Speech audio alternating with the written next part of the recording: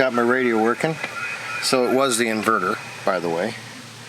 The inverter creates a lot of noise. Unless you can put the antenna far away, I think you're going to get it. I should have brought one of those chokes with me. But at least now I know what to look for.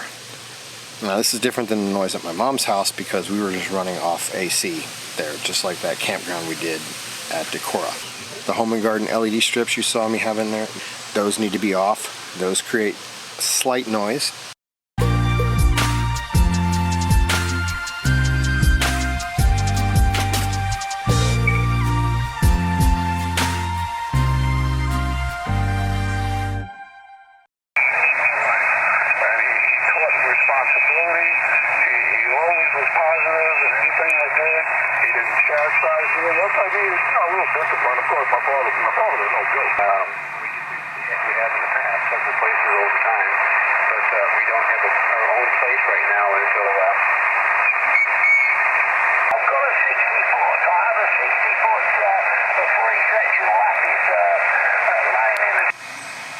Avoiding the traveling by air.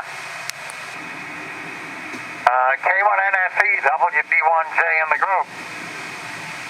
WB1J, K1NFE returning, K1NFE portable 1. Well, I'm hearing those static crashes up here as well, Rich. Not maybe quite as many or as strong as you might be hearing them, but I do. CQ, CQ, CQ, Kilo Echo 0, Lima Charlie Sierra, calling CQ.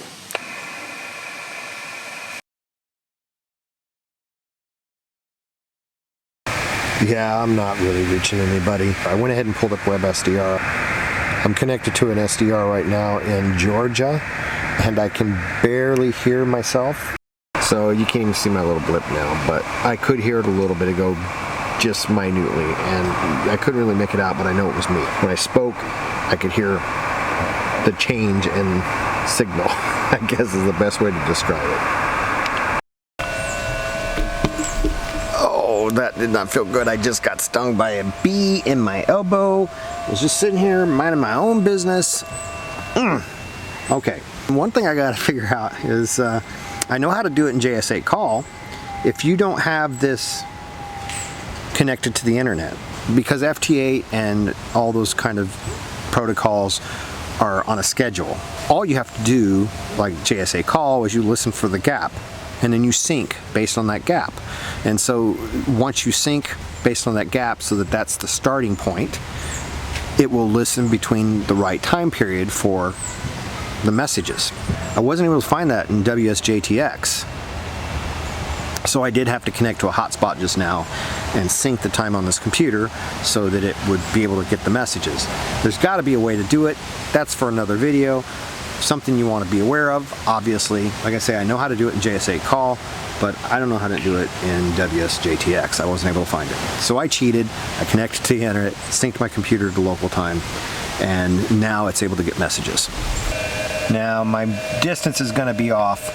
I need to update my grid square for here, which being I have internet right now, then let's just go ahead and do that. Let's go ahead and open this up. And let's find the grid square. Again, something you probably should be able to figure out how to do without internet. This is why I'm trying to practice this, because I don't do it enough, and I need to really get into the routine of doing this. So let's go into settings and go into general, and we're going to update this. Apparently this is Colorado. I don't remember the last time I used this. That must be Colorado's EN64GU. So let's go back over here. EN64GU. Go ahead and hit OK. There we go. This guy's 600 and some miles. Let's try this one. See if we can be heard. See if I got everything working. And enable transmit. Okay, we're transmitting. That's way too much. Let's turn this down. That's way too hot. So what a lot of people do is they look at the ACL. That to me I've always found is just a lot more work. I like to just look at the power and bring it down one notch from full power. Right about there. That's about 2 notches below full power. That's close enough. Let's go ahead and see how we do. This one's 672 miles away, and he heard me. So we're responding. Hey, Nikki. Do you want to see how this digital thing works? Yeah. So I wasn't able to get any communication by voice. This is only a 5-watt radio, and the bands just weren't allowing for it. So what I'm doing now is testing what's called a digital mode. Now this mode can be used to send these short little messages this way. It's not very sophisticated, but it's great for testing. And so I just did a call to this guy here and got his call. Let's go ahead and log it. So I have it. I'll just say okay. So we just now completed a call. He was only 672 miles. Okay. So I basically just have my computer and this USB. This is the audio going to the back of the radio, and this is the USB for the control of the radio. So then what we do is we'll just wait for somebody else to make a call.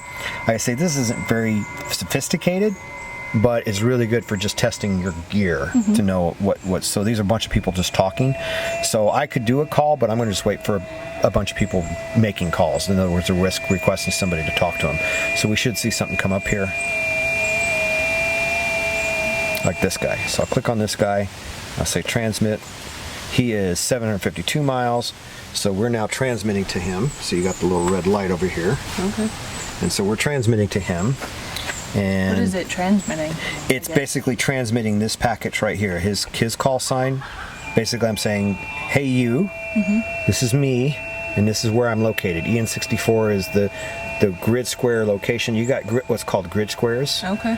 So this is EN64GU is right in this area. Okay. So we basically are telling him we're here, so he can use that as a gauge to see where we're at. That's cool. And there's ways to do lookup grid square without internet, but I haven't practiced this enough to know. Yeah. So, like you can get a little book and just have a book, and like if you're in a field, if it was an emergency or whatever, right? You should be prepared. That'd for be kind of cool to have a little book. Yeah. Then you can put your grid square. They know exactly where you're at, but you can change these messages. So basically, I basically sent him a message right here. I'm basically saying this guy, because he called CQ, meaning he wants to talk to somebody, and he gave his location. That's how I knew how many miles. And then I say, hey, this is K0LCS, and this is where I'm located, and that's the first exchange. And then it automatically goes to the next. You can bypass these messages and send whatever you want. Now keep in mind, like I say, we're only running 5 watts. Okay, so I should be able technically easily do, I've done 2,500 miles with 5 watts on these different types of modes. Do you think it could be like because of trees blocking it kind of a thing? It's not technically line of sight, so it shouldn't have a huge impact like the handhelds. Okay. The handhelds are pretty much line of sight. Yeah. Okay. Anything blocks them. I did a few practice tests and I failed pretty bad. Oh, I'll give you. I need to get you a study guide. Well, I was watching some videos on YouTube and I was trying to take notes and stuff. Right. We've been busy and stuff lately, so I haven't gotten into doing anything, and I didn't get very far in the video. So I want to do it again. I want to at least be able to run that little handheld. Right. Would be cool. Right. That's just great for testing gear, stuff like that. But if you go to this other service right here, it's called JS8 Call. It's based on the exact same protocol, except it's on a different frequency on this band. It's 78 instead of 74. You actually can see what people are saying here. Is this an app? Yeah, like on your computer? Yeah, it's all free software.